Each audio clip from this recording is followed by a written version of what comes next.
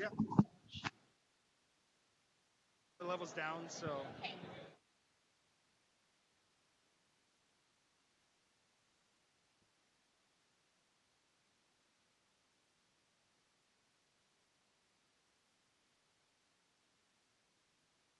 It's on.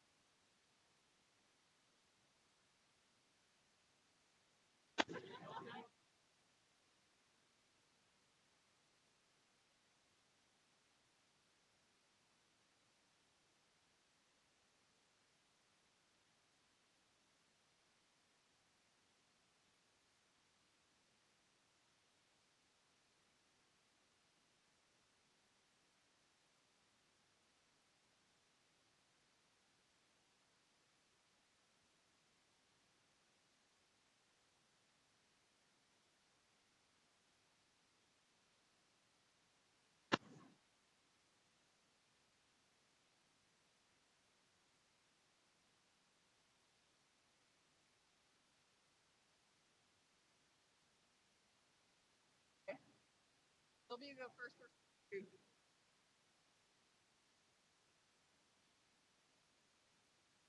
I got one on my side. I have 15. Okay, so we're 15. I mean,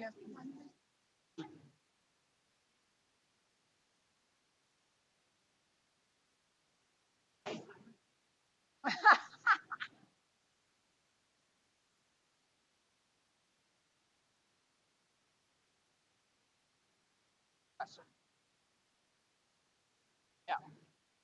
Okay. And are we gonna like one off? Okay. Don't, so you'll have to be a little more aggressive. Okay.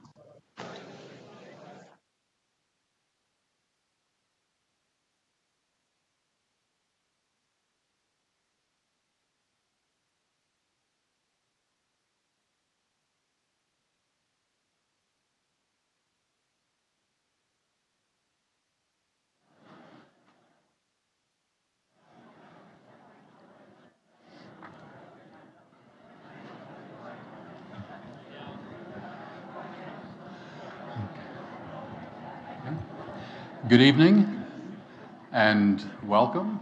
It's great to see so many people here tonight and interested in this topic, so thank you for coming. And welcome to the University of Manitoba's Fort Garry campus. I'm David Barnard, President and Vice Chancellor of the University of Manitoba. Kanibit Wapshki Mukwan Dejnakas. My spirit name is Standing White Bear. We're meeting tonight on the original lands of Anishinaabe, Cree, Oji-Cree, Dakota, and Dene peoples, and on the homeland of the Métis Nation. These are lands granted by treaties we respect.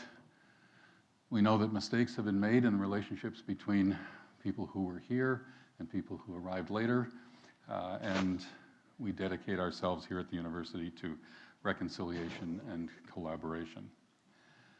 I've been sharing with convocation audiences this fall, last month, and some still to come, and we'll share later this week with our health science graduates. One of the gifts of Indigenous voices in our world is a growing knowledge of the enduring relationship between humankind and nature, the spiritual connection between humans and the ecosystem, plants, animals, deserts, oceans, and plains. Perhaps there's never been a time when the connection between human beings and the natural world has reached a more critical crossroad. At this very moment, much of California is engulfed in wildfires. The Bahamas is still reeling from the destruction of Hurricane Dorian, the most intense on record. Microplastics continue to poison our oceans, and both humans and animals have become climate refugees without homes or habitats. Just this week, a number of the world's scientists collectively declared in research published in the journal Bioscience that, and I'm quoting, "Clearly and unequivocally, planet Earth is facing a climate emergency." At times, we seem to have lost our sense of stewardship over our planet, our sense of responsibility to help it thrive for the generations to come. but we have not lost our voice. This September, University of Manitoba students joined hundreds of others for a day of protest against climate change in downtown Winnipeg. All across Canada, people spoke with their vote and made climate change a key issue in our federal election. Around the globe, protesters are supporting environmental activist Greta Thunberg and her school strike for climate. People around the world watch transfixed, no matter what their reaction, as this 16-year-old girl chastised world leaders for their neglect. Her actions remind us that our individual voices are important. At the convocation ceremonies I mentioned, I reminded our recent graduates that their voices matter as well. Together we can create change. This evening, we've gathered 4 strong voices from experts in our community to discuss how we can take meaningful action on climate change. Our question to start our conversation is, declaring a climate emergency, what happens now? With us are Dr. Merle Ballard, Assistant Professor and Indigenous Scholar in the Department of Chemistry. She's an Anishinaabe researcher and filmmaker from Lake St. Martin First Nation, where she spent over 20 years exposing the impacts of environmental injustice on her homeland. Dr. Ballard has worked with UN organizations and the Committee on the Status of Endangered Wildlife in Canada. Next, Dr. David Barbour, Distinguished Professor of Environment and Geography and Associate Dean for Research in the Clayton H. Riddell Faculty of Environment, Earth and Resources. He holds the Canada Research Chair in Arctic System Science and was recently appointed Scientific Director of the Churchill Marine Observatory. For over 30 years, he studied the impacts of climate change on sea ice and its consequences for our world. Curtis Hull, Project Director of Climate Change Connection and co-founder of Bike Winnipeg and Transition Winnipeg. He's an educator and activist about low carbon living. He's worked on both the City of Winnipeg and Province of Manitoba's climate plans and is currently consulting on sustainability with Northern First Nations communities. And finally, Dr. Zuzu Kuzik, Assistant Professor, Geological Sciences at the Center for Earth Observation Science. Dr. Kuzik studies river-ocean interactions, including how changes to fresh water affect our northern environments. She's an advocate for creating opportunities where science can inform policies on climate actions. All 4 of this evening's panelists are also University of Manitoba alumni. So let's begin. I'll ask each of you, what action can all of us here today take in this room take to prevent the climate emergency from getting worse? What would your first advice to us be? Let's start here. Yeah. Okay, well, my advice would be to repatriate Indigenous knowledge because Indigenous knowledge keepers know about climate change and they know what needs to be done to prevent climate change. And we need to acknowledge that we are the original stewards of the land. We know the ecosystems, and we know what's been happening with the ecosystem. And regarding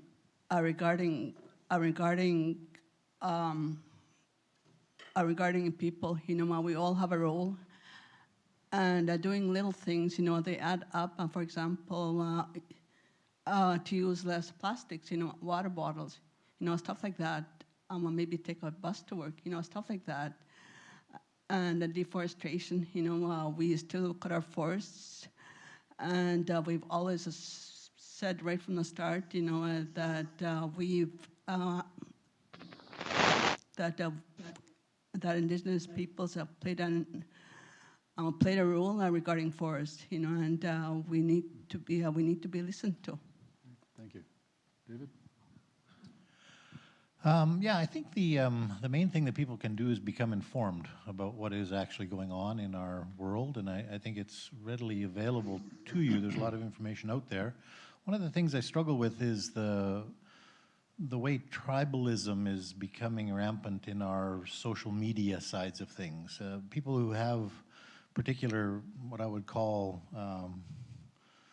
they have a personal perspective on something. They can find other people that have that personal perspective online, and you can just sit in that sort of tribe and you can be all like-minded. Now, that could be something that is people still think the Earth is flat, for instance. And if you go online, you'll find people that believe in flatlanders. There's a whole society of them out there. And it doesn't help us as a society when we can use social media tools to reinforce non-scientifically defensible perspectives on things.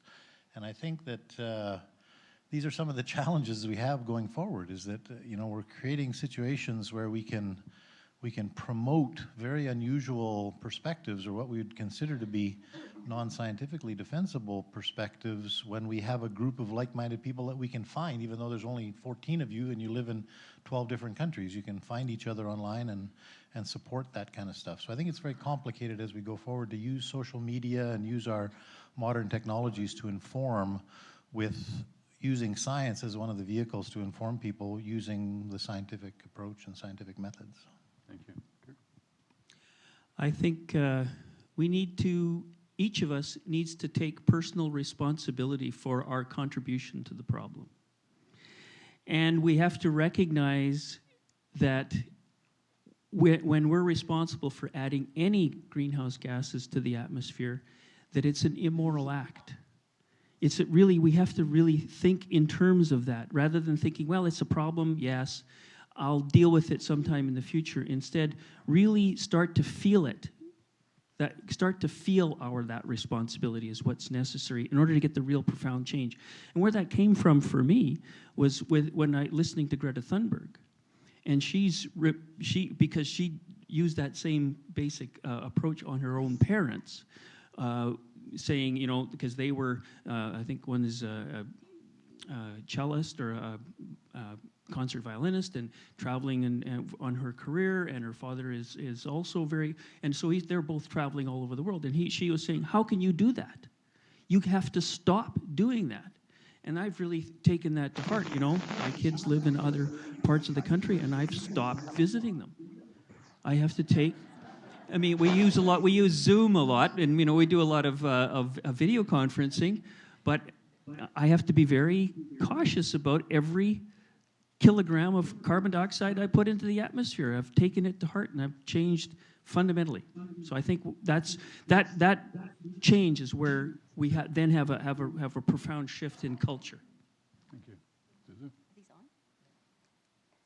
Well, I partially echo what you have just said, Kurt, but I think that we do need to own a share of the problem. Take a share. Appreciate what many of us have benefited, from the greenhouse gases that have gone into the atmosphere, and sort of, appreciate that. Therefore, our obligation, and then you feel, I think, the obligation to act, because you recognize you have benefited, and our quality of life, our high standard of living, has benefited, has come about because of that. So I agree with you, owning a piece of this problem, and then committing to act. I think I differ from you in that how we act, what action we take, needs to remain individual. You need to choose.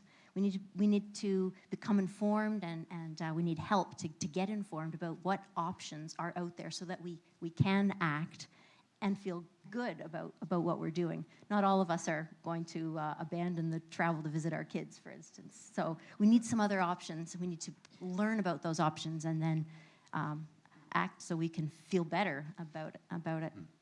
Thank you. David, you've been about 30 years of research in this area. How have you seen perspectives change and evolve in that period of time? Okay, so most people know about the work I do in the Arctic, and so understanding changes in sea ice. It was when I started working in my academic career, the models of the day predicted that we would see the first and strongest signs in the Arctic. In the first 10 years of my career, I didn't see anything going on in the Arctic. There was very little change at all, and it was not a public topic that most people talked about. And now that I think about it, it's not 30 years, it's 40 years, which is scary. But anyway. Yeah, that first 10 years in the decade of the 80s, there wasn't a lot going on, and then you could really start to see the impact of this. And in the decade of the 90s, I started to see the public start to pay attention to this as well, and I thought we were starting to get on a trajectory that we were going to do some of the societal things that were necessary to get us off of our reliance on fossil fuels. But then there was kind of a backlash against that. There was a lot of realization that there was a lot of economic cost associated with what was necessary to do. The next 10 years of my career, the things speeded up in the Arctic, and there was a lot more evidence that climate change was happening more quickly than we thought it was happening, particularly with the effects in the Arctic. And I could see more of this backlash about, this is a real thing. It affects real people's lives. It's like what Kurt was saying, people have to make choices about how to deal with this. And a lot of people were not willing to do that. They were saying, no, I want to keep the standard of living I have, and I want to keep the opportunities I have. And so I didn't see much improvement in our social condition. And I must say that in the last 5 years or so, maybe even the last 3 years, I've started to notice that pendulum swing back that direction again, and we're becoming much more attuned to the fact that this is a real situation that we have in front of us, and it has real impacts on people, and it's not going to be easy to address these things. It's going to take a lot of dedication and personal choice, and to a certain extent sacrifice. But I also am noticing that people are starting to realize that it's not necessarily all negative. There are positives in this as well, and there's positive aspects that come out of climate change that will promote and produce a better society. And there are different approaches we can look at things economically, where we can retool our workforce to work in certain areas and see the benefits that accrue from that as well.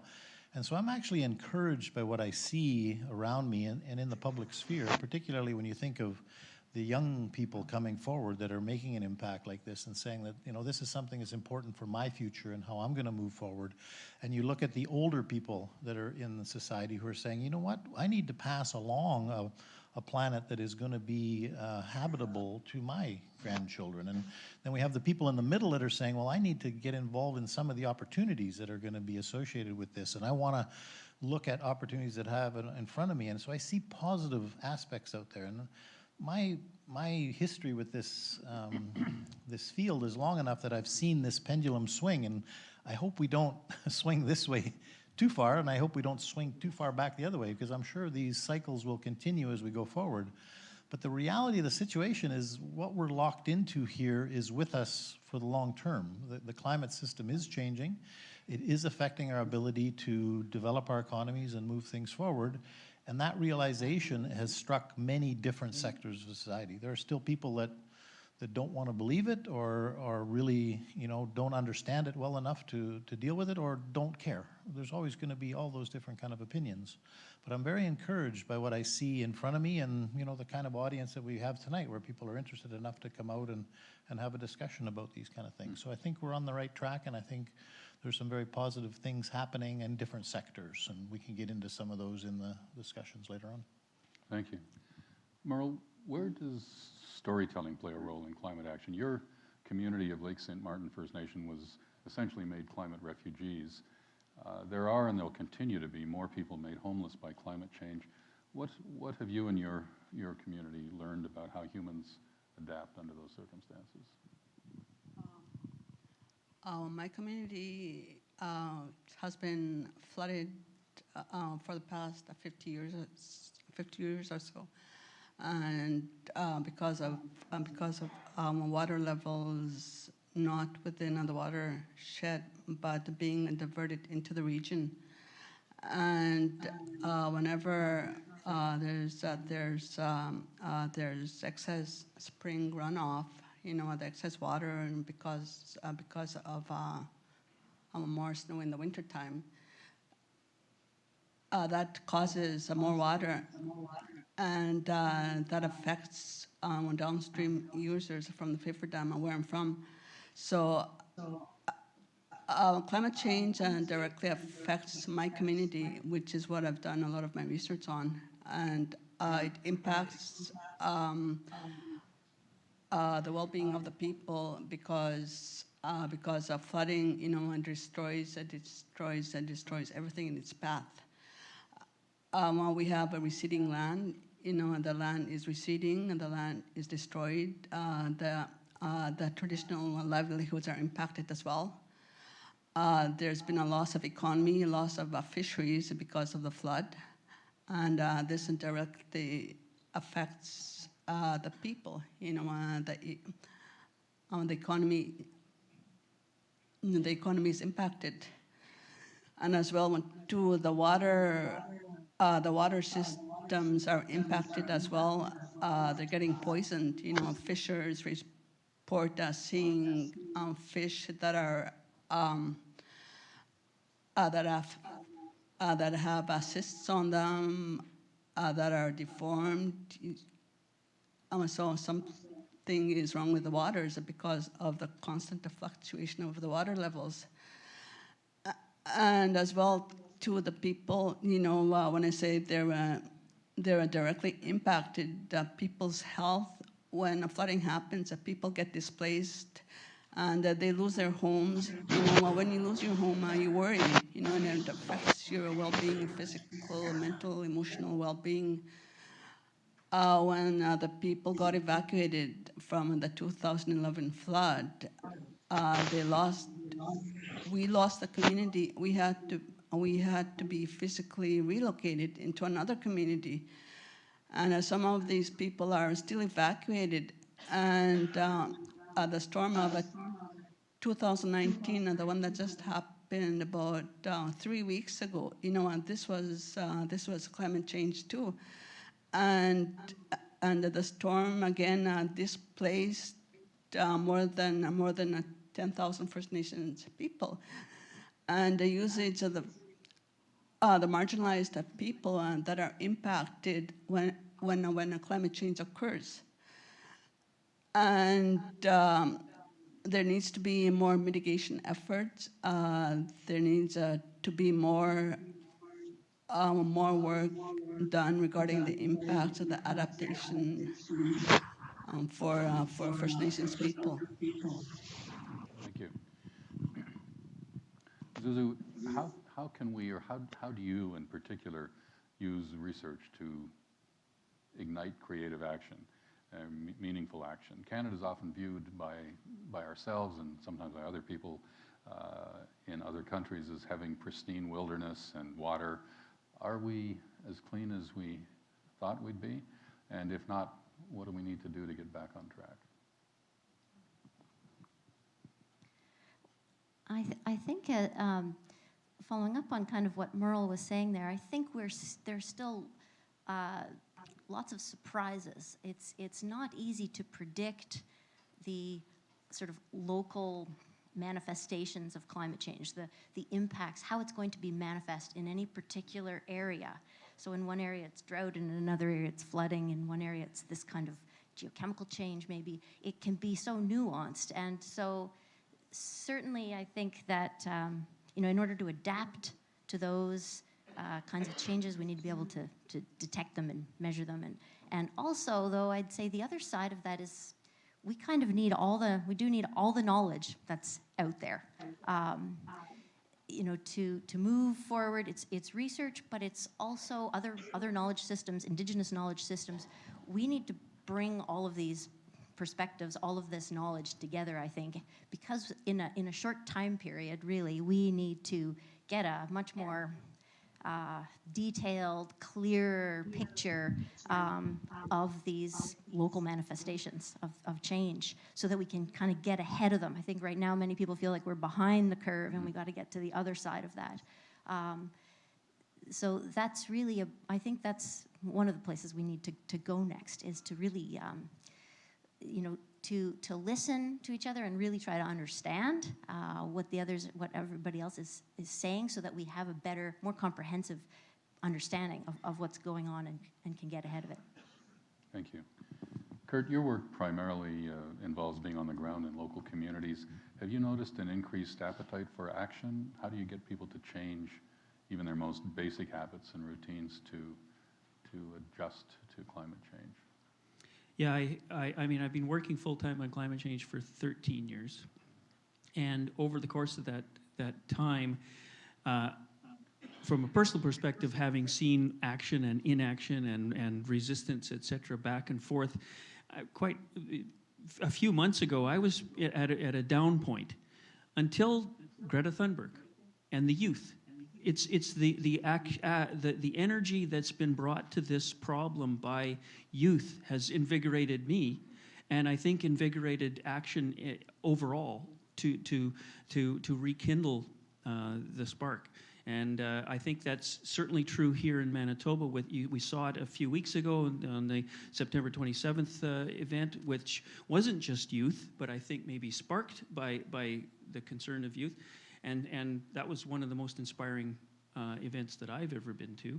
And I think I'm maybe overly optimistic, but hopefully not, that I think this is going to grow. And I think we're on the edge of that. Great.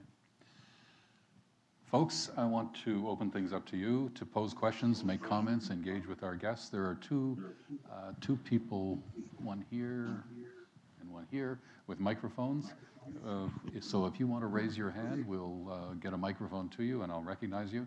Please be brief because I think there'll be lots of folks who would like to participate. And our goal is to wrap things up by 8:30. And I think the panelists will be able to stick around for a bit and we can have a bit of a reception afterwards. Okay, here. Wait for the microphone.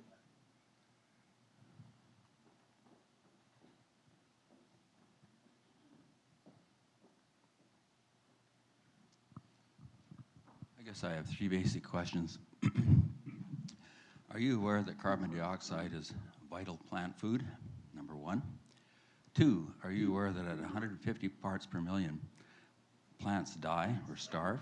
It's a vital plant food. And the third one is probably the most important one. Are you aware that carbon dioxide is not a pollutant?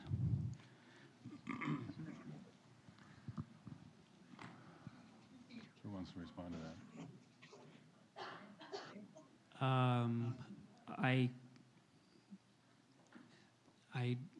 Okay, there's, what can I say about that?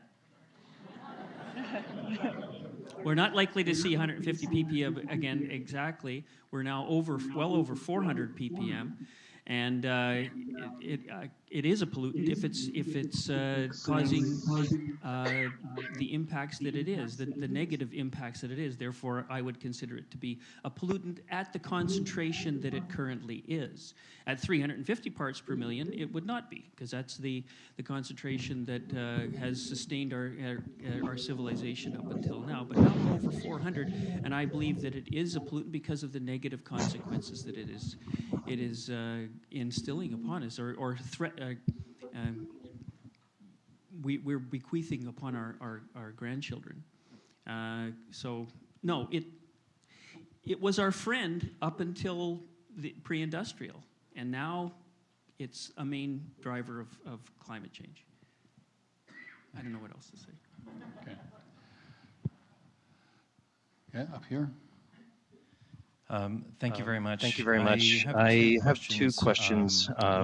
One is, how do we ensure that the direction we go and the decisions we make moving forward are proportional to the challenges that face us? And the second is, a lot of the discussion, including in the building industry and so forth, that focus on issues of climate change, focus on the idea of mitigation. Mitigation is important, but it should be clearly the base level of what we're talking about. And we understand, of course, that there's a big momentum right now towards a change in the climate. And one of the graduates of our university here, Dr. Ian Morrow, has started the Prairie Climate Center at the University of Winnipeg. Has done some outstanding work there in predicting what those trajectories look like. And I'm wondering how we shift the focus of mitigation to adaptation. So mitigation, not despite that, or to not do that, but as a baseline. But how do we get ready, frankly, for the changing climate? Because it is not just about simply making sure that we're well insulated and we're prepared for these different temperatures, but the actually extremes. If we look at the trees in our landscape, they are not what they used to be 3 or 4 weeks ago. You know, from the ice storm that we had and so forth. We're living these changes. So that adaptation seems like it's an opportunity for imagination from us to think about this future climate and how we will live in a productive way. Okay, I'll answer the last one there regarding mitigation.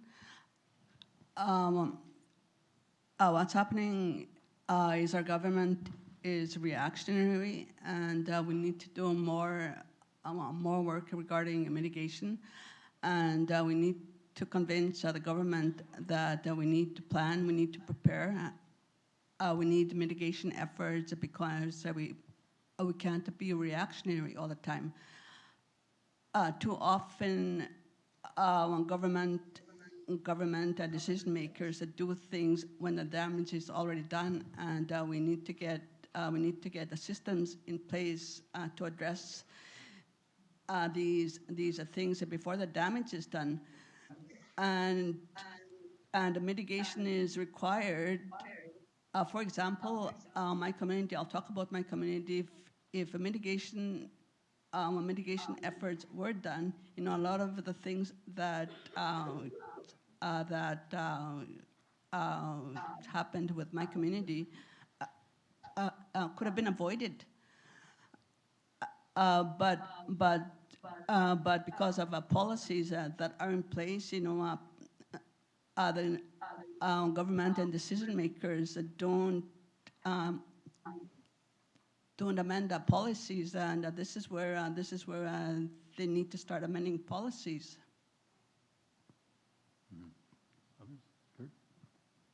Kurt, go ahead. Well, in terms of taking the action that we need to take to address mitigation as well as adaptation, I think the two can go hand in hand. And this is where my thinking is about what we need to do. And that the focus needs to be on localization and meeting our essential needs ourselves. And if we focus on, I think, these three things here in Manitoba as being the focus of our attention, we need to be able to meet our essential needs without fossil fuels. And those essential needs are food, shelter, and transportation. So we need to be able to feed ourselves without synthetic fertilizers and without diesel for the machinery. We need to be able to heat and cool all of our buildings, old and new, without natural gas. And we need to be able to move all the goods and people that we need to move without gasoline or diesel. I think if we focus on those objectives, we'll have we'll be able to be resilient to anything that's coming our way, whether it's economic or otherwise, climate change or otherwise. And we're also going to be mitigating the contributors. That's my advice. Anything else? Dave? Susan? No? Who's next?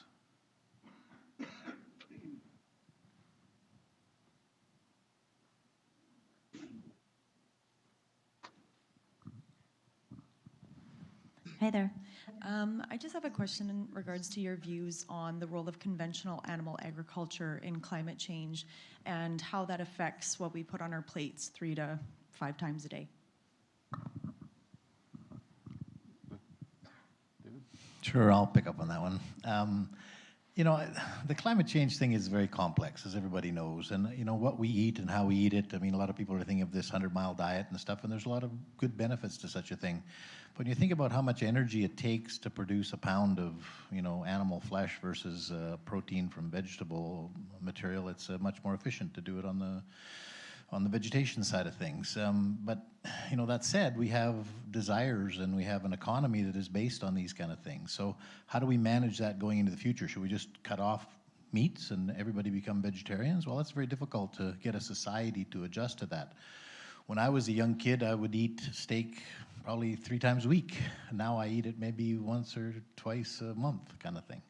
And there's, this is all part of the consumerism that is associated with our economies. We're able to do these things, and we've historically been able to do these things, but they're not sustainable in the long term. And we know they're not sustainable in the long term. And that's just the production of those animals. Like I have a lot of problems with industrial scale farming. I just don't like the ideas of it. I don't like the way we treat animals on these things. There's that whole social side of that thing. But then there's many other things. Like I was just at a meeting this morning where we were talking about the fact that the hog industry is looking to put manure from these, industrial plants where they have hogs onto agricultural fields in the fall, and climate change is producing a lot more precipitation in the fall, and instead of this stuff staying on the fields over the winter and then be available for the spring, that's running off into the river systems and going into lakes and creating some of the complexity that we have on some of the big lakes in our province. So these are all really complicated things, but I guess I'm getting old in the sense that I I think we need to find paths that are going to be successful. And that doesn't necessarily mean just turning on a dime for something. We need to move these things forward in a progressive way. I wished we would have had the kind of impetus that is just starting to develop now about 30 years ago in where we are in the evolution of climate change, because we're really too little too late right now, and there's a lot of pressure coming to bear to change things very rapidly, and that causes a lot of social and economic disruptions in our system, and it's very difficult to get people to get on board with those kind of things. But with time, these things do change. You know, I look at the advertisements for plant-based hamburgers. You know, that seems to be the thing. People are saying, yeah, I want to go to A&W, and instead of having a beef burger, I'm going to have a vegetarian burger. And I must admit, I've even tried it myself. It's quite good. So I think there is hope out there, and there is opportunities to do these things, but it's a symptom or a symbol of the fact we have a lot in our society, and we're reticent to change. We don't really want to change anything, but climate change doesn't care. You know, the climate change is not about the planet. I say this every time I talk to the public. It's about people.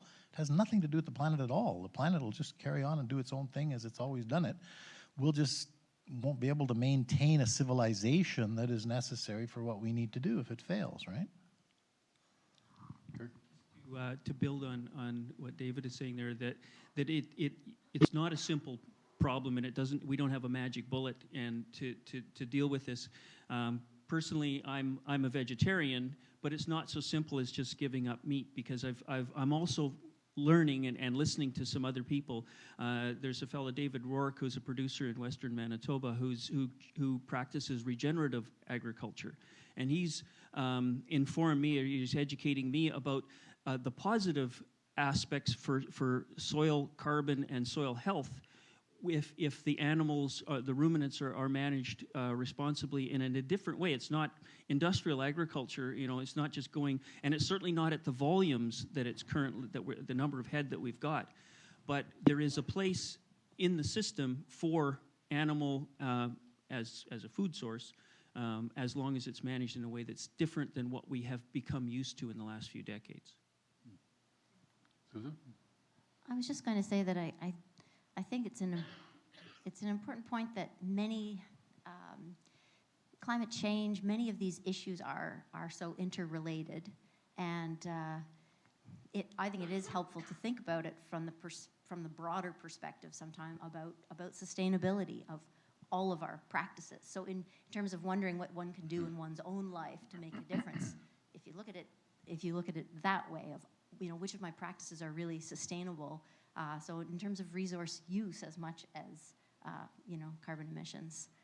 So I think that is useful, and I think more solutions will emerge. I think there isn't one solution that's going to work for everybody, but we can all be moving in the right direction if we can make these choices. Great, thank you. There's been a lot of discussion already this evening about individual behavior change. But I think a lot of studies have shown that it's really difficult to change individual behavior without changing systems, such as our capitalist economic system. So what do you think needs to happen to create systems change? And how do we ensure that change is just and doesn't further already marginalized communities? Kurt, you want to start? Well, there's and I did, you know, maybe I overemphasized the personal responsibility with my opening remarks there, but there are some things that we can do, and there are some things that we can't do unless there is policy support for those things. When it comes to what can we do in an overall policy direction, I mean, there's a really good dialogue that's being created by the consideration of the Green New Deal. I mean, that has a framework within it that includes aspects of social justice as part of the solution. So that's part of the dialogue, and I think it needs to be given serious consideration. So could I just add to that? One of the things that concerns me a lot about the climate change sort of systems-related things is we have an opportunity in front of us right now to think about and in a practical sense alter these systems to make them more sustainable. But as we go forward into the future, we're going to have less and less of an opportunity to do that. And so the problem we have as we go forward, it's like if you're driving along in a car and you know you're going to be in an accident, you don't speed up. You want to slow down so that you have time to adapt and change to the realities that are in front of you. And there's still a lot of people that will reject this notion that we're doing anything to harm our human system, if you will. And as a scientist that works in this field, it's just, that's not how we see it scientifically. These are very serious things in front of us. And 10 years from now, our ability to adapt and to mitigate will be much less than it is today. And the next 10 years out, that'll be even less, to such point where it'll be imposed on us. And it'll be imposed, and there won't be an opportunity to deal with some of the social justice issues that you talk about. And of course, the poorer people on the planet are going to suffer the worst, and that's already starting to happen. So we need to become more proactive because we want to be able to plan out this change. A change is upon us, whether we like it or not. And we have to adjust and make decisions about how we're going to implement that change to make a better society. And to a certain extent, that means going back in time, because we were much more sustainable 100 years ago than we are today. You know, you think about agriculture and the kind of questions that were coming out of agriculture. When my father and his father and their families, they had small farms that were very sustainable. There were mixed agriculture. There was lots of activity in small rural areas. The industrialization of this hasn't helped the sustainability issues at all. And so it's more of that, and it's, in the science side, I can't tell you when we're going to hit that point. I just know we're on that trajectory. And right now, I also can tell you that the models that we use in the climate world are conservative. And yet we can't adjust politically to meet the realities of those projections. And yet we know they are conservative. Thank you. Susan? I'd just like to say, I think it's a really good question. I think we can, when we think about systems, I think we should think not just international, not just national, but often, I think really effective action can happen at more, at regional, provincial, sort of, and local levels. And I think to have that more clearly spelled out in plans in those levels of what we need to do, so that there are recommendations that are made at all these different levels, because the systems sort of all need to work together in order for it all to be effective. And maybe some systems are easier to tweak, or we can tweak more quickly at different levels. So I haven't seen that so much spelled out yet in, I don't know that there are reports available that really spell that out, of plans that address different systems that are operating at different scales. And I think that would help to translate people's desire to act into actual actions. I agree with the comments that were made. And regarding the systems approach is very, very important. We look at the various systems, the various systems at play. For example, the transportation system. Just an example. When we talk about sustainability, back in the day, my people, my ancestors, used dogs, for transportation, and then, as the times change, they evolve with the changes. And that's what we need to look at, at the time, and the sphere in time, what happened then, what happens now, what's going to happen in the future. We need to plan with these systems, and that's where we talked about mitigation as well, and that'll be part of the mitigation and planning for the systems, and the changes that are going to happen. Thank you. Up here. I would like to pick up on more the local or Manitoba thing. What about the airships and getting into airships? I know Dr. Barry Prentice from our transportation department has been working for decades on an airship, and that would help with pollution. It would solve the problems with warming. If the permafrost comes out at any stage, there won't be any train to Churchill anymore. And what we've seen with Churchill being without a railway and the hardships up there was devastating. And I think the airships really need to be much more promoted and accelerated. And it can help in a lot of transportation, not just Churchill, but across Canada maybe, because it can carry heavy loads and not be polluting. And I'm not a technical person. I don't know what the technical holdup is on it, but I would love to see more resources put into that and get that off the air again. Or in the air, I should say. I'm really glad that you brought that up, and I agree with you completely. One of the areas that I work on sustainable development and sustainability projects in northern Manitoba amongst First Nations, which are winter road dependent. They're diesel communities that are also winter road dependent, and I am so afraid of the year that's coming in the not too distant future. It could even be this year, who knows, when the winter road doesn't happen, and what will be the consequence of that. And as long as we are dependent upon that winter road, we're talking about a human catastrophe in those communities. And so I echo your enthusiasm for that alternative approach that could well be the only way that I can see to address that. We're developing local self-reliance within the community so that they meet more of their needs without the reliance on imported things into the community, and it'll have an economic benefit within the community. But in addition, they still need certain things that, all year long when the winter road's not there. And an airship, to me, is not only a good idea, but it's becoming more and more realistic because of the availability of some commercial vehicles to solve that. Thank you.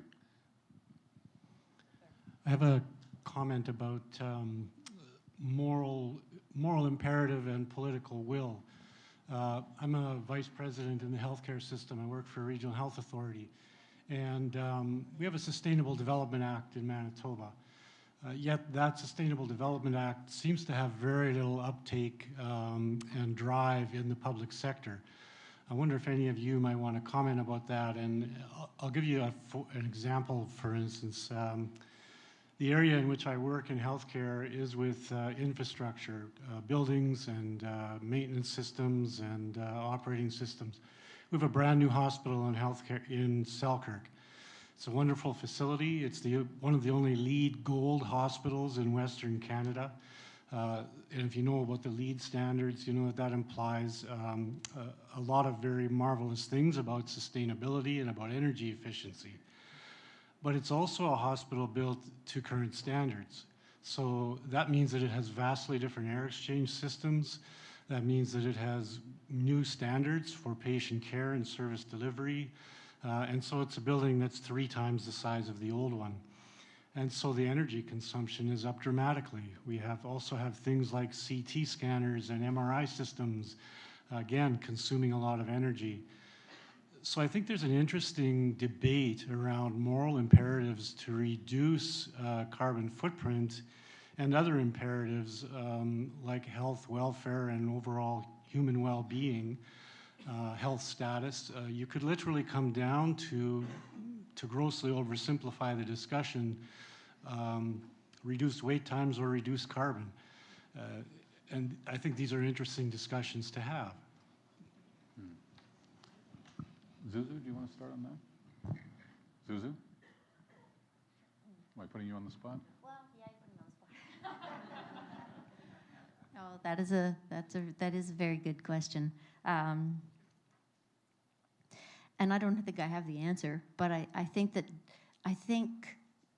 you're right that we need to have the conversation about the trade-offs that are involved in any of these actions and the costs that would come, that would be associated with it.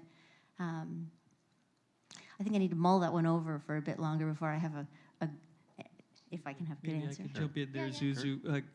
I'm on the board of Sustainable Building Manitoba, and so it is a subject that's on my mind, and shelter is one of those 3 objectives.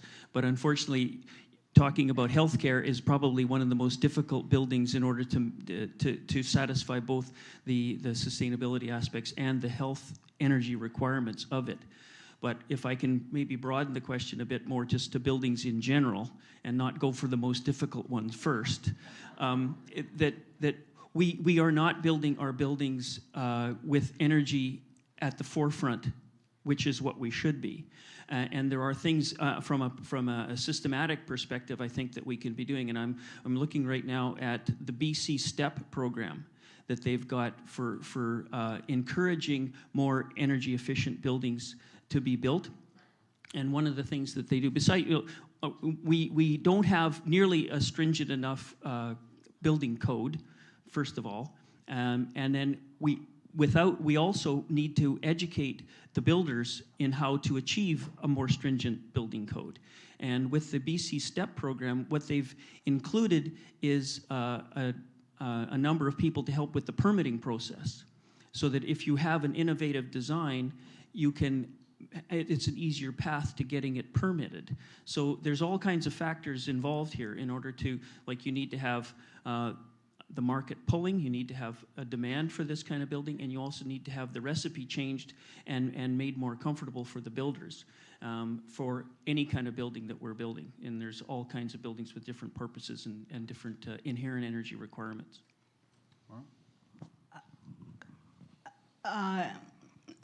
And the comments that you made, I just want to add to them, Kurt and Susu, regarding the infrastructure. A lot of the infrastructure amongst the First Nation communities is not up to par. It's not there. And when we talk about homes, we all need homes, a shelter, a place to lay our heads. And when we talk about the carbon footprint, a lot of these homes in First Nation communities, remote communities, that they use a lot of energy because they don't have a proper insulation. They're built very shoddily. They're not up to par. They don't meet standards, the CMHC, provincial, Canadian guidelines, et cetera, et cetera. And from that, they consume more power. They need more energy to heat them, because they don't have the insulation, and that's where I think we need to change. We need more communication. We need more education, and if you go to these communities, you're going to see firsthand what the homes are like. They're just not up to, they're not up to par, and we talk about climate change, and these are the things we need to change right here in our own backyards. Thank you, David. I'd like to make a short comment on this one. I mean, I think the built infrastructure is a big part of the issue, and how we're going to adapt to our changing climate is baked into the way we do our infrastructure. But we've had a history of putting a lot of financial stimulus into the hydrocarbon sector, which has developed a lot of technology, which is producing a form of energy which is very inexpensive relative to other forms of energy.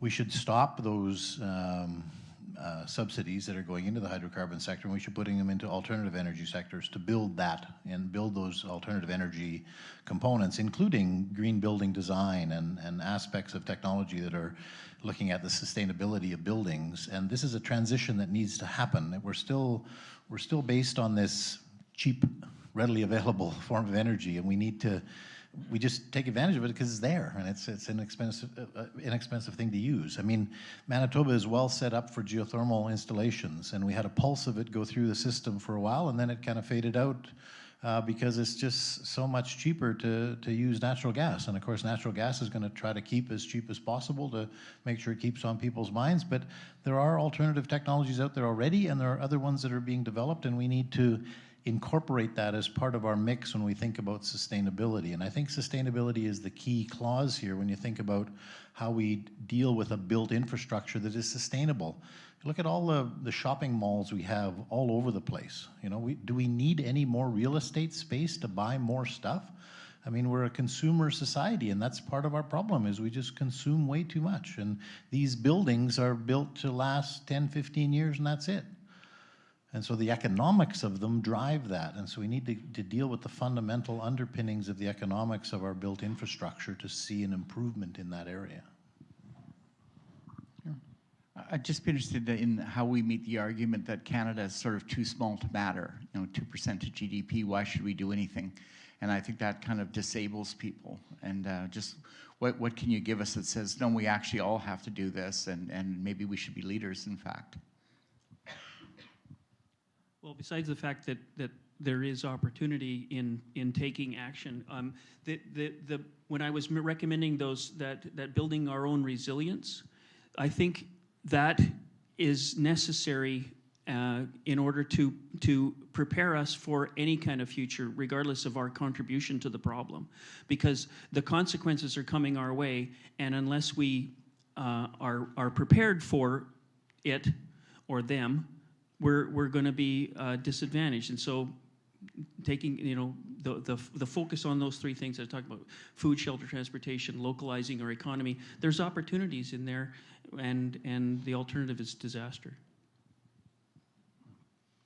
I think this concept gets overlooked a lot. Sure, we're only a small portion of the population, but on a per capita basis, we're one of the biggest users on the planet. And so to actually go forward and say, look, we realize there's a problem, we need to do something about this. This is coming from the biggest users on the planet. We're the spoiled ones, we're the rich ones that have this.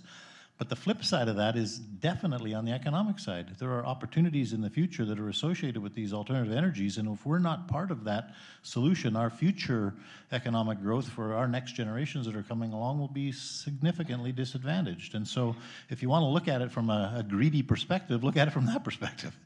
We want these opportunities as they come forward, rather than a moral imperative perspective. But either one works for me, because it gets you to the same place. Up here. Thanks very much, panelists, and everyone for being here.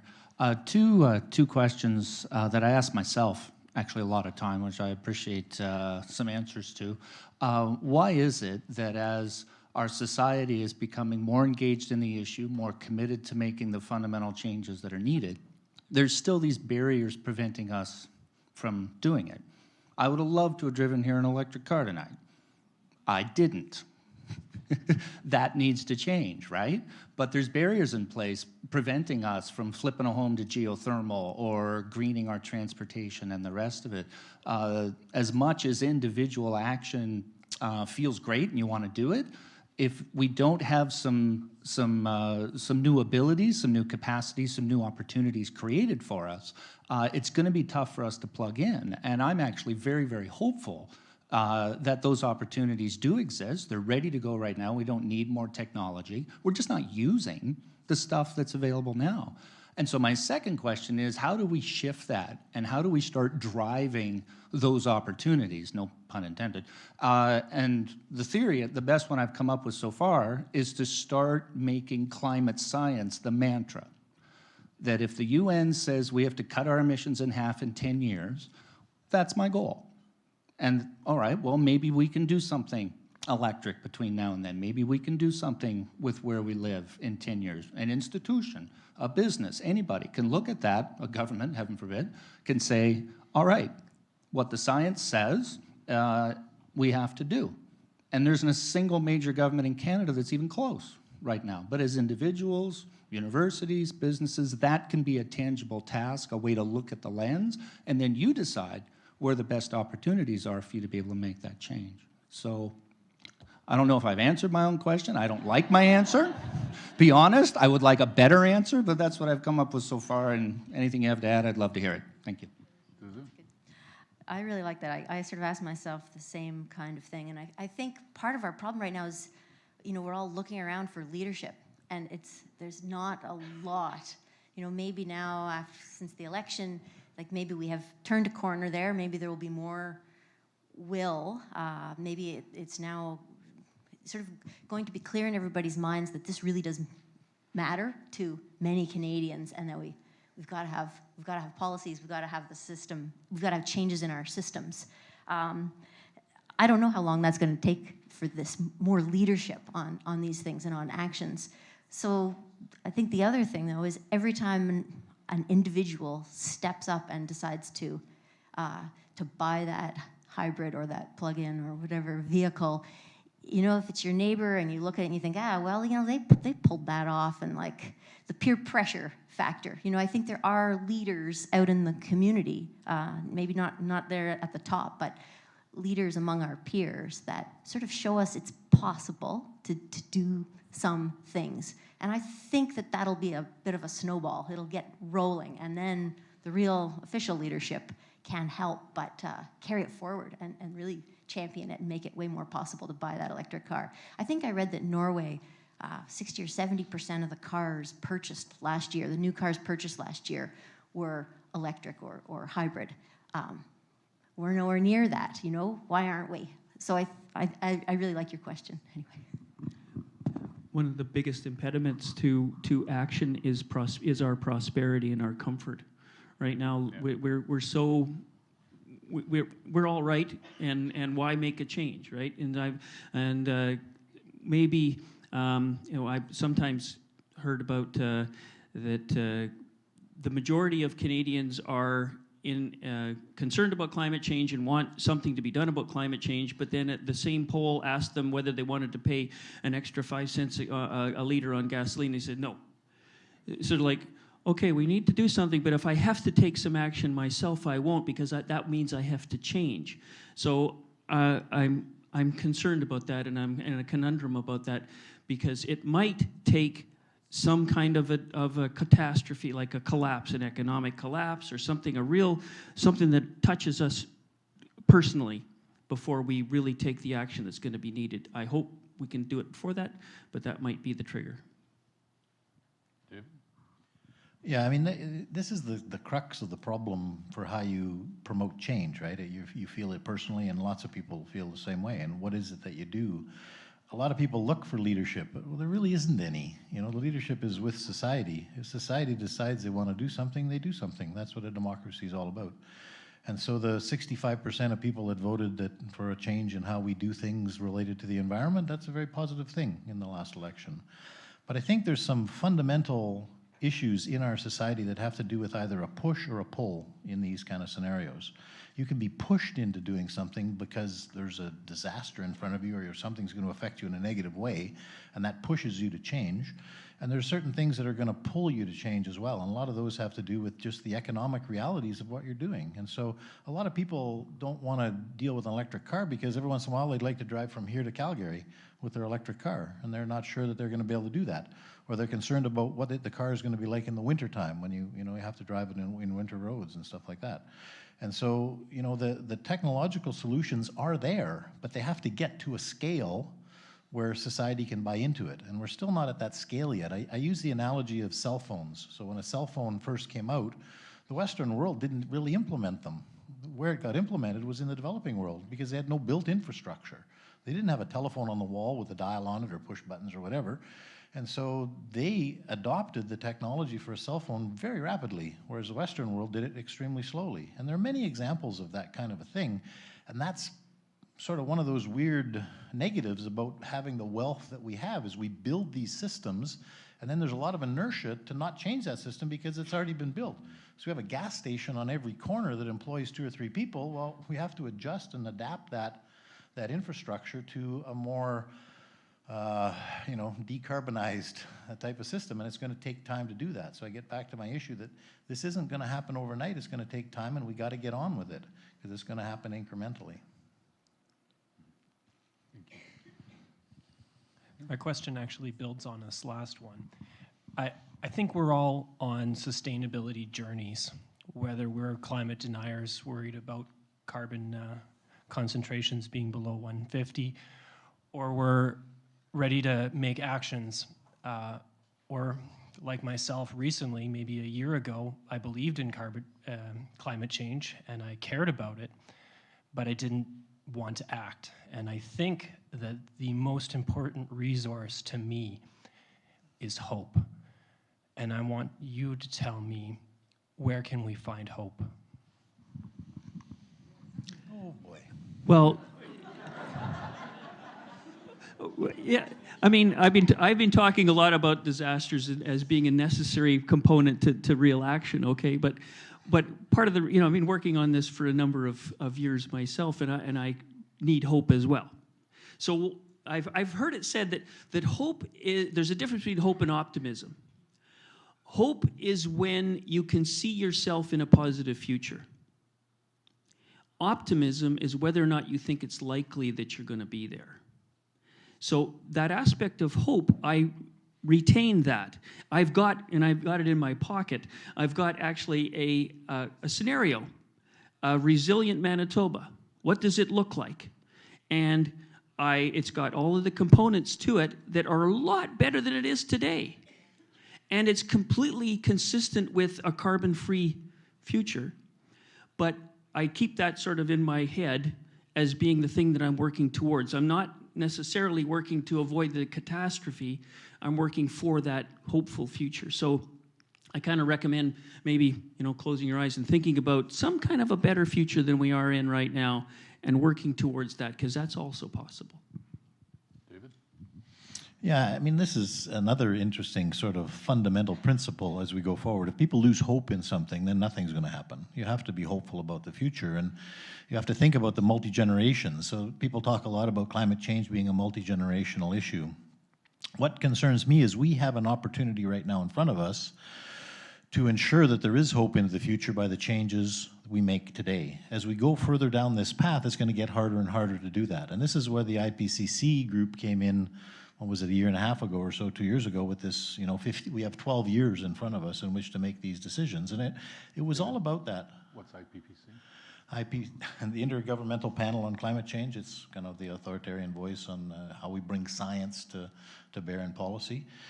And so the idea is that, thinking about hope into the future, humans have always struggled with different aspects in our systems. And I think to be challenged isn't necessarily a negative thing. There's lots in our society that I think is very poorly designed and very poorly structured and needs to change. And this is an opportunity in front of us to change our societies to be more effective, more resilient, more sustainable, more equitable. Yeah, exactly. And so I think there's a lot of hope in these things. And I think what's interesting to me is there's a lot of young people see that. They see that as saying, you know what, the future, I can actually craft it and mold it, because the way my generation did it and the generation before me is just not sustainable. If we need to shift our entire focus of how we live with our society. And interestingly, it comes back to our Indigenous colleagues who started out from this perspective and had a system that was in place that did live in a sustainable fashion with its environment. And we've gotten away from that. We've said in the Western world, no, we can make the natural environment subservient to us. And we can't. And we don't want to, and we shouldn't. We should learn how to live with it in a much more harmonious perspective. And that knowledge is there between the Indigenous people who have lived here before, other societies around the planet. We have different examples of how to do this. We just need to get back to it. We've gone away from it. And so I think there's a lot of hope in the future, particularly right now. And the decisions we make now will guide that trajectory of hope over the next generation, 2 generations. Yeah, I agree with the comments that were made. I have a lot of hope as well. And sitting here, sharing, listening to all of you, the questions as well. There's hope because of the interest is there. And I think when we talked previously about leadership, what needs to happen, we know that conventions are made at the international level, but these are soft conventions, and it's up to the countries to make them into law. And I think that's where we need to step up. We need to voice our concerns. We need to be the leaders because we can't depend on the leadership. The politicians. We need to step up and be the voice. To bring legislation and policies regarding climate change. Mitigation. We talked about that. And we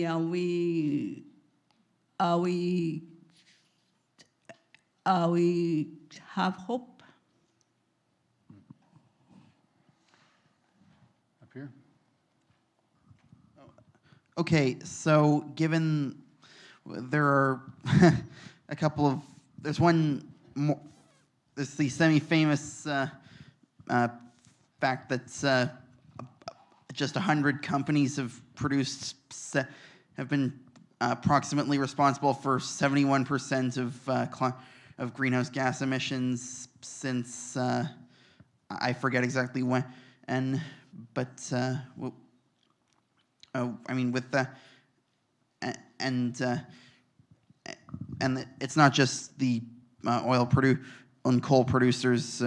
It's the financial institutions that have enabled them pouring 13, 14 figures worth of money into into this sort of exploration since the Paris Agreement itself was signed alone. So where do you see? How can you see the people writ large who may not agree with this? I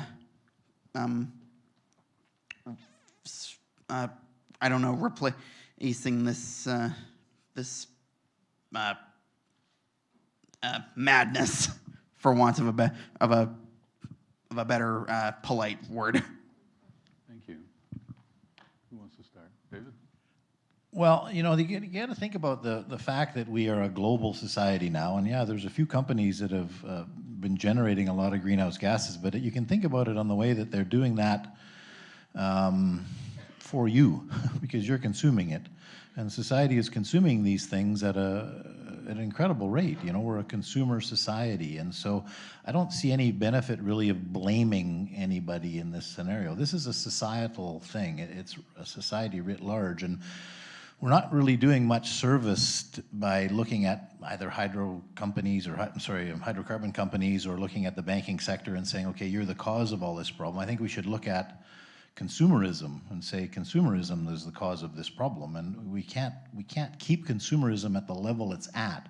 We need to adjust it, and we have this fundamental principle in our ethos that we have to have an inflationary economy.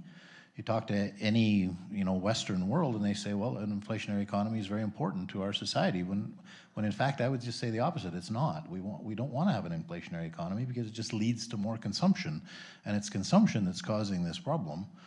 We need to live in a more sustainable fashion and live, in the carrying capacity of our planet. We talk about how many people are on the planet.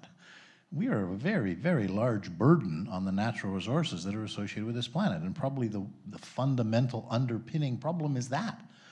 And so this is a problem for humans, and we cannot forget that. We have to realize that this is a problem created by humans, is affecting humans, dead stop. The planet doesn't care. The planet will just carry on with what it was doing before, and it'll continue to do it afterwards. Yeah, and I agree that it's counterproductive, or it's not necessarily the necessary thing to do to blame the big companies because of the greenhouse gas emissions that they're responsible for. But I think there is a responsibility that we have to be aware of, which it comes to their role in disinformation. Some of the players that are the most locked into and the biggest beneficiaries of the current fossil fuel system have also been the biggest sources of the disinformation that have kept us up until now from taking the real action. And I think we all have to be aware of their influence and be able to, in our own mind, be skeptical in a positive way of the kinds of messages that we might be receiving from that corner.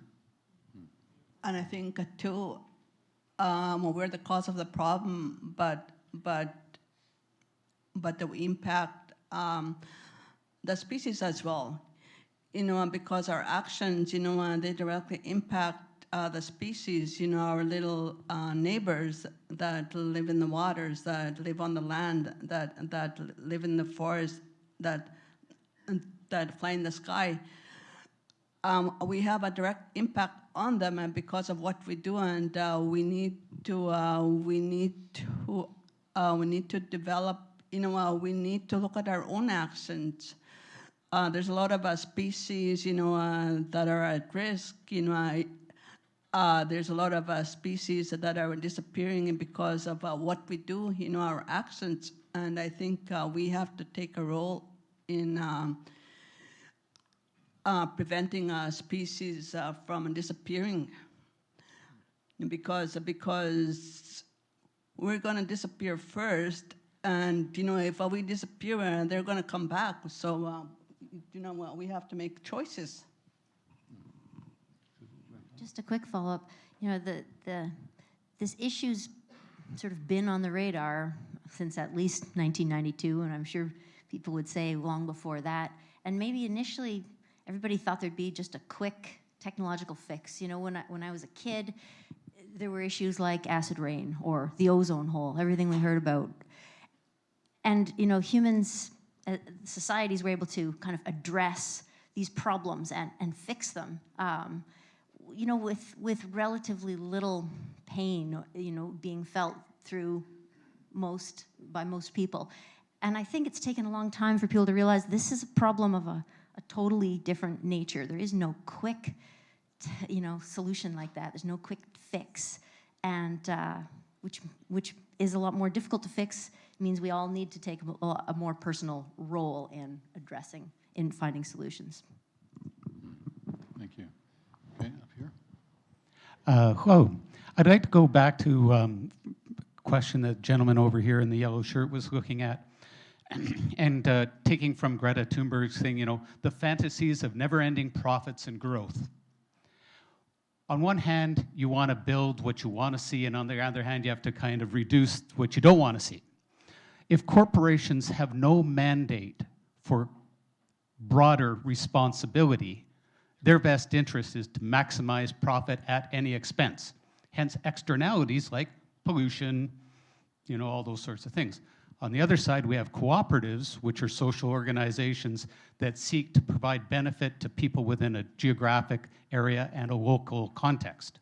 Just use local stuff.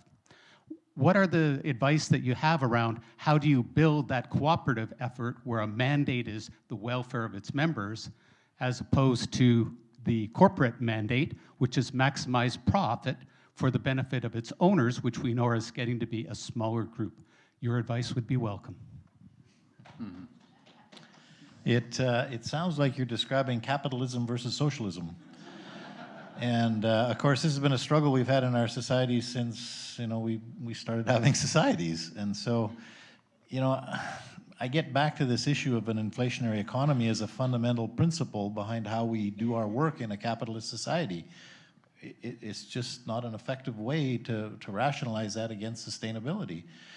You go to Northern European countries, and I work a lot with the Norwegians and the Swedes and the Danes, and I go to those societies and I just see socialism really active, and it's really functioning, and there is social responsibility with the capitalist components of those societies, but there's policies put in place to ensure that they are contributing to that. So to give you an example, in Denmark, profits are taxed at a very high rate.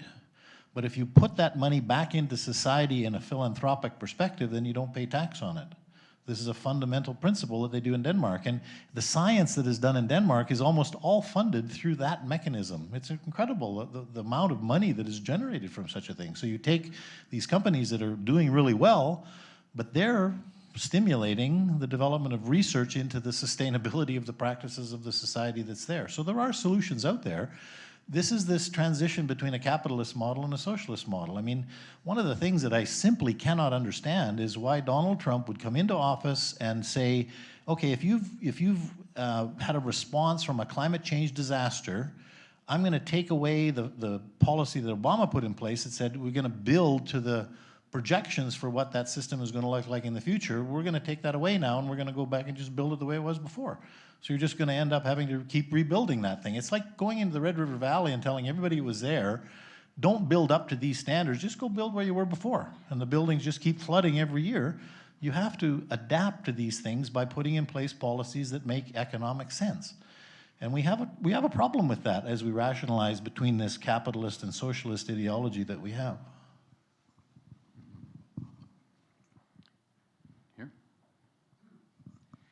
Okay, well, we do have companies that have a social responsibility to the environment, and so on. I was in Brampton for about 11 months, and I worked for a company that decided to sit down with their employees and mull over some of the issues that affected the environment. What they came up with was to reduce their carbon imprint, but they have now instituted or installed electric plugs for cars that are electric. They've got a program that makes it a little bit easier to get them, and so on. So yeah, they're in the process of helping them, but we have to change their legalistic point of view to a social point of view. Okay, legalistically, they're dollars and cents, profits and whatever. But when they get to a social point of view, then the person's welfare, the employee's welfare is priority, and their well-being and benefits are priority. And not every company in Canada has got the legalistic point of view. Yeah, no, it's a good point. And I mean, this concept of social license can be a very powerful thing in our economic system. So if people are unwilling to give social license to a particular company or series of companies, it infringes their ability to grow their economy the way they want to grow it. And people are doing this on a regular basis. They're saying, you know what, I don't want to drink my soda pop from a plastic straw. You need to change it. Single-use plastics just don't make any sense to me. If you're going to sell me a single-use plastic item, I'm going to go down the road to that other supplier and I'm going to use theirs. And then pretty soon the companies realize, oh, there's an economic disadvantage for me to do it the historical way, so I'm going to shift. So there are those opportunities. And my generation is not so good at doing that kind of stuff, but believe me, the younger generation is very good at it. They say, I want this kind of product and I want it to be done in a sustainable way, and that's the only way I'm going to spend my money on it. And so these are positive things that are going in the right direction, in my opinion, or can be going in the right direction. Well, good for you. You and I are the same age. I'm just older learning things than you are, I guess. Slower. Yeah. Yeah. Although I did put a geothermal system in my house, so. Okay. So I think that we all have our little pet projects that we think is central and most important and fundamental. So I have one as well. I like what Dr. Barbour had to say very early in this evening, struck me right away as being central, and that is this idea of tribalism. And along with tribalism, which is the sociology of this problem, is also psychology when we talk about cognitive fallacies. So what I'm trying to get at here is that we're all responsible for what has occurred with regard to the climate. The trouble is that we all adhere to our tribe, and if our tribe believes something, we tend to not concern ourselves with reason or truth. We concern ourselves with what the rest of our tribe says we should say. And part of that is the technology that allows us, and again, I'm just repeating what Dr. Barbour said earlier on, to allow us to get the information that we want to find. There's no need to tell someone to Google that, because they're going to Google and find exactly what they want to believe. So not to just make a statement, but ask a question.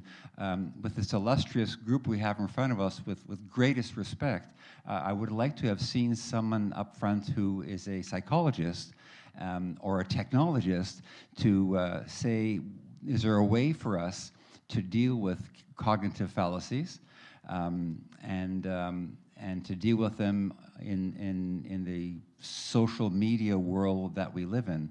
Because I can't have a conversation with people who don't agree with me, and I guess they can't have a conversation with me if I don't agree with them. So there's a problem here without talking too much further on it. So more comment about this idea of tribalism, and maybe I've added the idea of a psychological problem that we have as humans. Thank you. Yeah, I think this is, I mean, just getting back to the earlier comments, I've been watching this evolve, this sort of social media thing, and it bothers me a lot because in our Western world, we have an infrastructure that we call science, and we put money into it through tax dollars, and we say, go figure out what the truth of something is. And people ask me all the time, well, why don't you get more involved in activism kind of things? And I say, well, I'm busy doing science. That's what I do, is I try to understand what the implications of this are and the rates that it's happening and produce better models and those kind of things. But yet I can go to a public talk and somebody can tell me that, CO2, it's not a problem. There's no issue with it. It's not doing anything to the planet at all. It's not induced by humans. It's part of a natural cycle. It's part of the natural system. And I can have a long discussion with them if they want to listen to the science behind that, and I can explain the science of that situation and how the CO2 is incremental to the CO2 that's there, and it's causing the pH of our oceans to change, and we're acidifying things, and it's an effect right across the system, and I can have that discussion. But if they don't want to listen to that and they think that, oh no, it just is not, and the other people I talk to all agree with me, they say it's not a problem, how do we break down that barrier? And I've noticed that in the academic world, I would say in the last 5 years or so, there are research groups and research organizations that are starting up through psychology programs that are looking at the psychology of how you change behavior based on fact and how you bring that into the discussion and the discord and what are the best approaches to doing that. And that's all based on social psychology kind of principles. We don't have a particular expert here at the University of Manitoba in that topic, but I know Caltech has one, MIT has one, Harvard has them. Lots of the US schools are starting to do this, and they're starting to interface between the science infrastructure on the natural sciences sides of things and the social science infrastructure and the social psychology that's necessary for these kind of things. And I always tell people that the problem of climate change, the easy part of it is the natural science part of it. The complicated part of it is the human dimension. That's the difficult part. And I couldn't agree with you more that that's where we need to make change. And it is starting, but it's slow to get going. So we're coming to the end of our time, and in the very few minutes that are left, I wonder if I could ask each of the panelists if you were to give advice to us. Lots of things have been discussed here tonight, and you have identified, members of the audience have identified a number of issues that we face as a society, that we face as individuals. From the perspective that each of you works, could you say what would your advice be to us as individuals if we leave here? What should we do to try and make things better? And I expect you've each got different perspectives on that. But what would you advise us to do? How do we get involved in a way that we can make a difference? Okay, I'll start. There was a book written by an Indigenous academic, Gregory Kahidi. It's called Look to the Mountain, and with that book he talks about looking at the environment around you. That's where you get the answers. That's from an Indigenous knowledge perspective. So what we're talking about here is climate change. So again, coming from my elders, from my teachings growing up, because my mother taught me, to observe the snowfall, the way it looked in the winter, the level of snow, the various changes in temperature. So the words that I'm going to leave with you is look to the sky, and that's where you're going to get your answers. If you make daily observations, you'll be the ones monitoring what goes on around you. David, thank you. So I got a couple things I would suggest you do. One of them is there's a very small book called The Collapse of the Western Civilization. It's written by an MIT prof and a Caltech prof. It was written about 15 or 20 years ago, and it's set in the future where a Chinese researcher comes back and is trying to piece together why the Western civilization collapsed. And it's a very interesting and informative read to look at the complex economics and climate issues that we're facing into the future. I would suggest picking one thing to do in your daily lives that would make things more sustainable. Decide on an electric car, decide on some better sustainable practice, figure out how you can do something in your home that would reduce your carbon footprint, and talk to your neighbors about that. Bring them in and have a discussion with them about that one little thing that you did, because it's the accumulation of these little things done by a lot of people that's going to make a change. It's not one grandiose thing that's going to be done by one person. It's going to be small incremental steps. And the last thing is, I'd say, be informed. Get informed by the science communities that are around you and that you see all over the place, and educate yourself about these things and the rates and the change that's upon us. People think that science can produce a single answer. It doesn't work that way. Science is about understanding how something unfolds in front of you. So it's a process, it's not a destination. So over the 40 years of my career, I've learned things as I go, and I'm still learning things today, and I'll probably learn things right up until the time I go to my grave. And I think it's really important that people think of learning as a lifelong process, and you be involved with that. And a lot of you are out here because you're part of the university community, and you want to continue learning about things, and you're interested in this. I've looked at the alumni organizations and what they do. It's a very important part of what we do as a society to become informed. There's nothing worse than ignorance in its literal sense. It isn't helpful for anybody. And so become informed and become engaged and active in your own future. I agree with that, and agree with what Merle said about becoming conscious of our surroundings. But and besides that idea I had at the beginning about becoming emotionally connected to the problem, I'm just going to put a suggestion out there for something that you might consider doing for yourself, and it's along the lines of that challenge that I put to you about food, shelter, transportation. And think about your own lives and your own solutions. How might you feed yourself without like with local food? How could I do that? And with food that didn't require synthetic fertilizers and that kind of thing, and the shelter and how your home is heated and how you move around, and how much of that have you got a choice in, and how much does require a policy change? And do as much as you can personally in all of those areas, but also push for the changes that'll help you make those movements that you don't have control over. So I'm suggesting that as a sort of a thought exercise and a real exercise for each of us. Thank you. Well, I think you all raised very good points. I think these kind of conversations, I think there is a lot to be gained from them. And so I think I want to come back to David's point about talking to your neighbors, or talk to the most skeptical person you know, and try to listen to them, and listen with the intent to understand where they're coming from, what they're saying.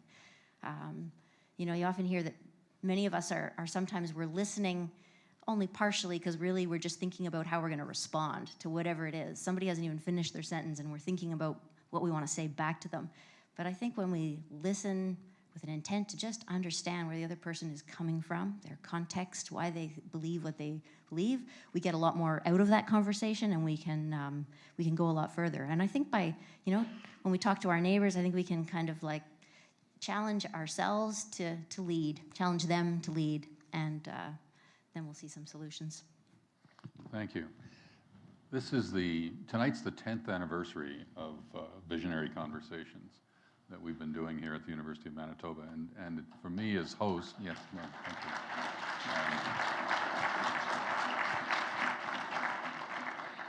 As host, it's really been a privilege to be part of guiding this series of conversations that ask big and sometimes really difficult questions that matter to us about our lives at home here in Canada and around the world. These events they've provoked discussion and debate, bringing us all closer to understanding how we could live together in a better world. And largely, they've been made by those of you who come, and there are a lot of people in the room tonight who've been to many of those sessions. And to me, it's been an enormous privilege to see demonstrated in these events the impact, the caring, the knowledge and engagement of the University of Manitoba research community in particular, and alumni as well, on the critical issues that we've talked about together. So I really want to thank everyone for being part of it. Over the next few months, this decade-long inspiration will reach its fulfillment. In 2019-20, we'll explore a number of topics that I think are important to us. Today we've discussed the global impact of climate change. While there's a danger in falling into a state of despair about the current situation, I think our panelists have really helped us with some specific things that we can do, and we want to take some action. We'll be talking about some other things later in the academic year. On December 11th, we'll ask a question of national importance: what does a decolonized Canada look like? And there we'll explore how to build a Canada based on mutual respect and fairness between Indigenous and non-Indigenous Canadians. On March the 5th, we'll turn our attention inward and we'll ask how can our community come together to combat the impacts of drug addiction. We'll discuss whether there's an approach that balances treatment and enforcement to make our communities both healthy and safe.